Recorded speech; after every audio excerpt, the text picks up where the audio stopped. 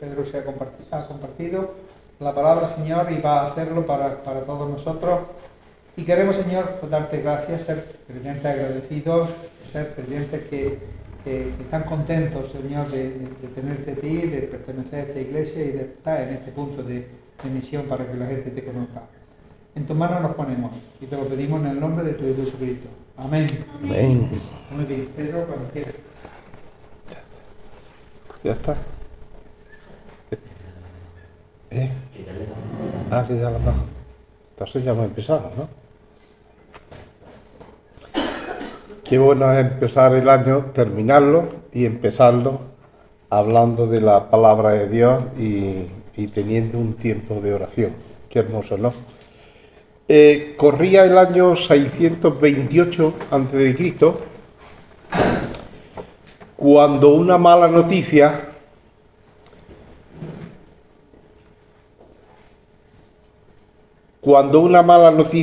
como decía, recorría toda la tierra. Empezaron a sonar las trompetas que alertan a los ciudadanos en todas las ciudades, y una gran voz de alarma se extendió por todo el país. Dice el versículo, grítenle a Jerusalén y a toda Judea, que den la alarma por todo el país. Huyan para salvarse, refúgiense en las ciudades fortificadas. Envíen de Jerusalén este aviso, escapen ya, no se tarden. Porque yo, el Señor, traigo desde el norte enorme destrucción para ustedes. Evidentemente, una gran invasión se avecinaba. Guerra, terror, hambre, destrucción. Ese era el mensaje, ¿no? Busquen refugio. Y automáticamente las personas que había en el campo, en los pueblos, huyeron a las ciudades fortificadas. Pero la gente se preguntaba, ¿por qué corremos? Habían sentido la voz de alarma de alguien, pero, oye, esto es generalizado. Yo no he sentido las trompetas de ninguna ciudad. ¿Qué es lo que pasa? ¿Por qué pasa esto? El profeta dice, miren, traeré contra ustedes una nación lejana, oh Israel, dice el Señor, nación poderosa, nación antigua cuya lengua no entiende. Mortíferas son sus armas. Y la gente seguía preguntando, ¿por qué? ¿Por qué tenemos que correr? ¿Por qué viene esta gente? ¿Qué hemos hecho? Voy saltando los textos, luego os digo los textos que quiera saberlo.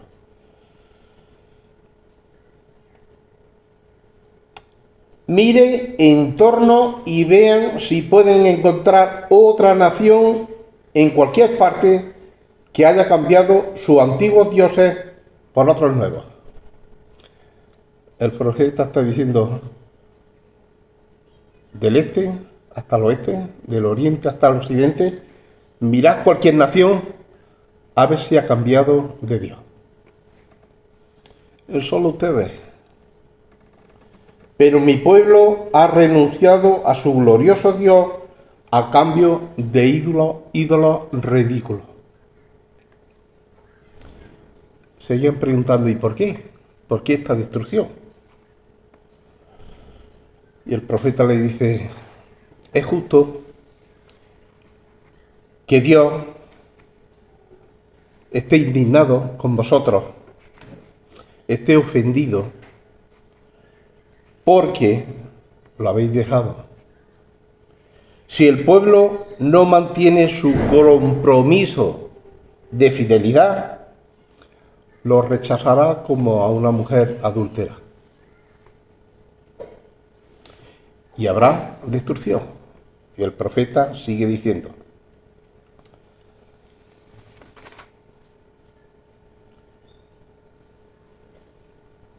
estoy leyendo una versión parafraseada, en la letra muy pequeña y me cuesta trabajo. Oleada tras oleada de destrucción se lanzan sobre la tierra, hasta dejarla completamente arruinada. súbitamente, en un momento, todas las casas serán derribadas. Habrá destrucción y habrá muerte. ¿Por qué? Porque mi pueblo me ha dejado. Y es su castigo. Y el Señor dice, y cuando pregunten por qué, le dice al profeta, dile esto.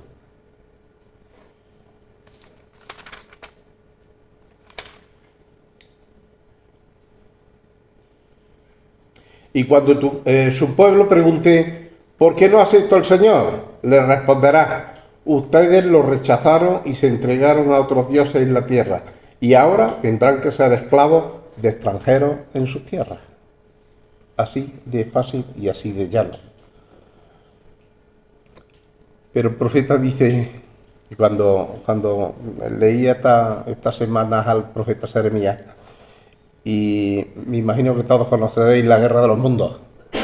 Habréis visto las películas y... Bueno, esta es una novela del siglo XVIII, pero que luego saltó a la fama con la adaptación que hizo Orson Welles, radiofónica, que creó en Nueva York un revuelo porque la gente se lo creyó perfectamente. Y yo pensaba en el pueblo de Israel en fecha del profeta Jeremías. Él estaba anunciando esto y estaba viendo la destrucción. Yo veo la destrucción total. Pero faltaban 31 años para que esto sucediera. Y el profeta dice, hay tiempo todavía, hay tiempo.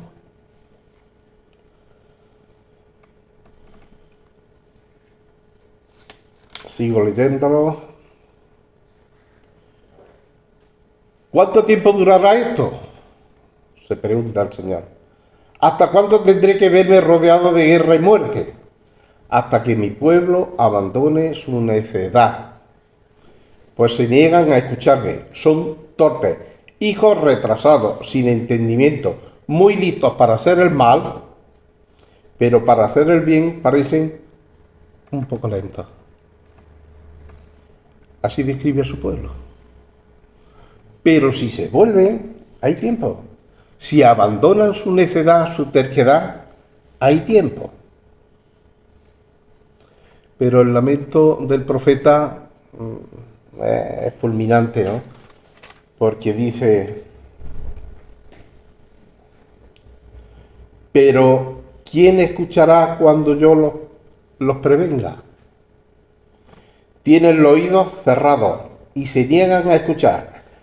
La palabra de Dios los enoja.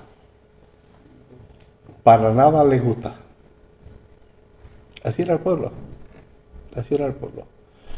Y cuando se enteraron que toda la alarma está creada por el profeta era un anuncio, una profecía, pues quisieron lincharlo, quisieron matarlo. Bueno, de hecho luego lo apedrearon y lo mataron, ¿no? En su momento, ¿no?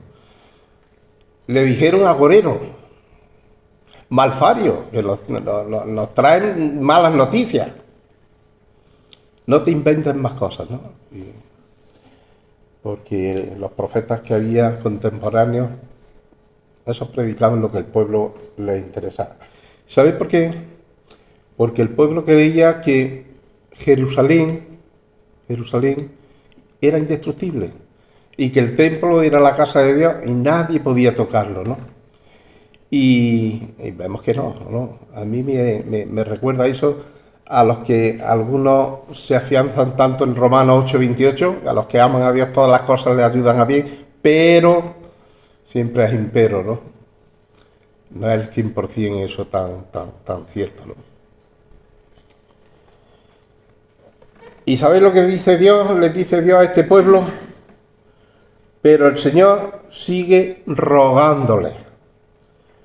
Pregunten dónde está el buen camino, las sendas santas que antes recorrían. Anden por ellas y hallarán descanso para su alma. ¿Sabéis lo que contestó el pueblo? No es camino que nos guste. No es camino que nos guste. Y cuando yo estaba leyendo estos primeros capítulos del profeta Jeremías, pues pensaba que Dios es el mismo ayer, hoy y para siempre, y que trata a sus hijos más o menos de la misma manera. No creamos que por ser iglesia y no vivir en la ley, no vamos a ser disciplinados. Por supuesto que sí. Y además la palabra de Dios es clara, ¿no? Y me gustaba este versículo, lo hacía al centro de mi pensamiento, ¿no? Pregunte dónde está el buen camino. ¿Habéis perdido alguna vez cuando habéis ido con el coche? Yo un montón de veces. Va a un sitio que sabes más o menos dónde está, pero cuando menos acuerdas, esto no lo conozco, ¿dónde estoy? ¿Y qué es lo que haces? Bueno, ahora tenemos GPS, aunque el GPS también nos juega malas pasadas, ¿no? A veces nos mete por callejones estrechos, a veces te encuentras trailers en medio del campo, o sea que no te puedes fiar mucho. Yo lo que hacía era pararme, mirar y preguntar. Y a veces la persona me decía, te has pasado, tienes que volver para atrás. Tienes que volver sobre tus pasos. Y cuando llegaba a un sitio que ya conocías, pues, te entraba una tranquilidad, esto ya lo conozco, ya sé dónde voy, ¿no?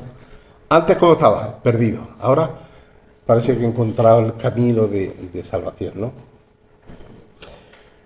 Bueno, a veces en nuestra vida tomamos decisiones que nos llevan por caminos,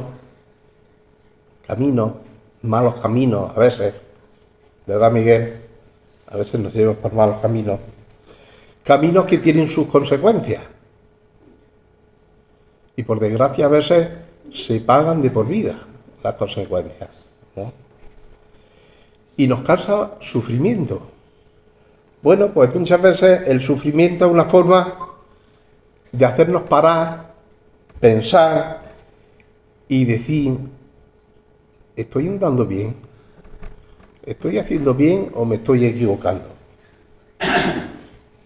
Quizás tenía que pararme, pensar y preguntar por el camino antiguo, ¿no? Como cuando nos perdíamos, ¿no? Y a veces tenemos que volver sobre nuestros pasos en la vida. El llamado que Dios nos hace es, párate, detente, piensa si tienes que volverte del camino por el que estás andando.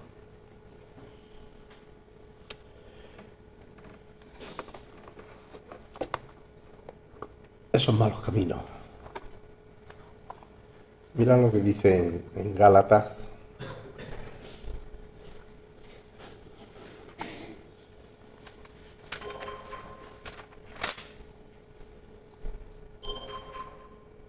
No se engañen ustedes. No se engañen ustedes.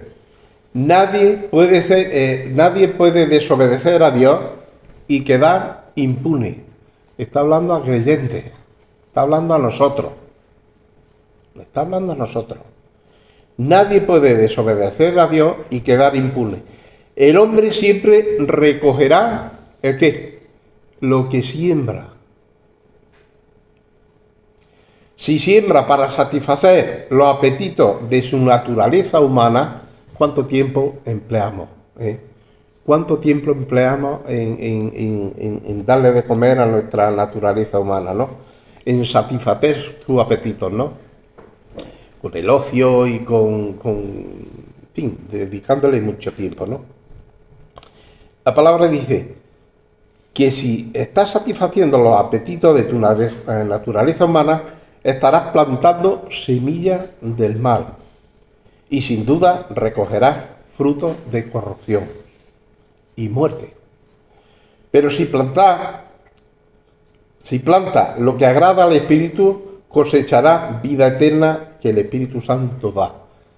Gálatas 6, versículos 7 y 8.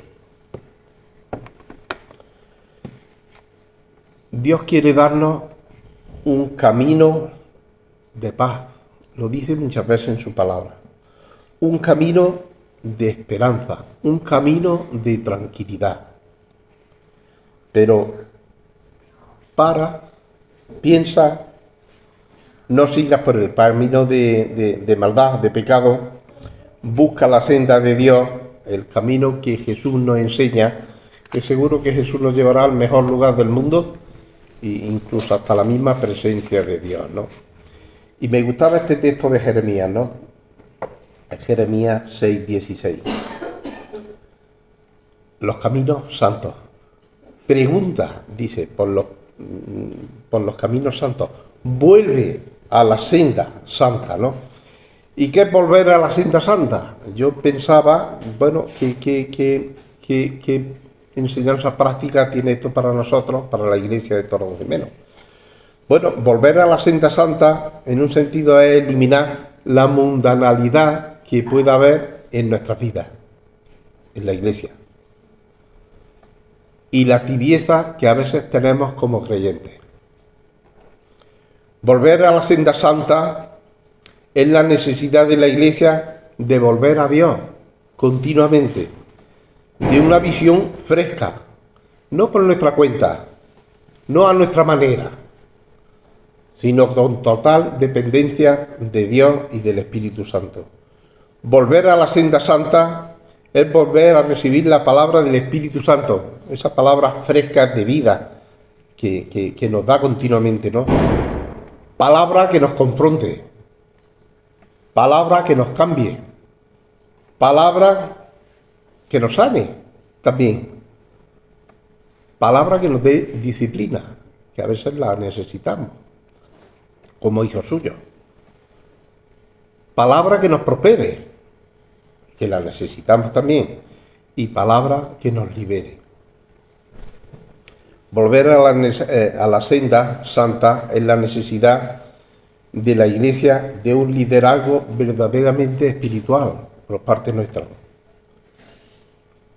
y no de gente carnal, gente sin visión, que en medio de los tiempos que estamos más bien estorban que otra cosa, ¿no? Es necesario que la iglesia de Torredonjimeno piense en dejar el camino de religiosidad, que a veces sin darnos cuenta nos convertimos en religiosos, ¿no? Camino de apariencia. Tenemos que dejarlo y volver al camino del compromiso, la espiritualidad con visión. Si no, Dios va a comenzar a desenmascarar y a revelar nuestra hipocresía. Creo que es tiempo de parar, ya que estamos a final de año, año nuevo, es tiempo de parar, de detenernos, de pensar qué camino estoy andando. ¿Estoy perdido y quiero volver al camino santo, como dice el profeta Jeremías? ¿O por el contrario, estamos diciendo lo que dijo el pueblo de Israel? Ese camino no me gusta mucho. Un reto, un compromiso. Amén.